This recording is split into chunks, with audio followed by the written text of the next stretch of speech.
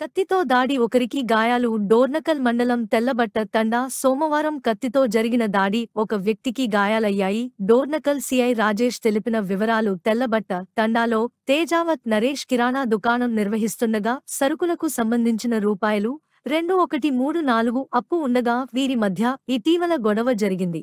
ఉపేందర్ అతడి అన్నయ్య యుగంధర్తో కలిసి పొలం పనికి వెళ్తుండగా తేజ నరేష్ ఆటోలో వచ్చిడు అడ్డుకున్నాడు. తన డబ్బులు చెల్లించాలంటూ డిమాండ్ చేస్తూ ఉపేందర్తో ఘర్షణ పడ్డాడు. కత్తి తీసి యుగంధర్పై దాడి చేయడంతో కడుపు, చేతికి గాయాలయ్యాయి. స్థానికులు అడ్డుకుని గాయపడిన ఉపేందర్ను డోర్నకల్ పిఎస్సికి తరలించారు. అక్కడ ప్రథమ చికిత్స అందించి 108లో ఖమ్మం తరలించారు. ఈ ఘటనపై కేసు నమోదు చేసి దర్యాప్తు చేస్తున్నట్లు నరేష్ సీఐ తెలిపారు.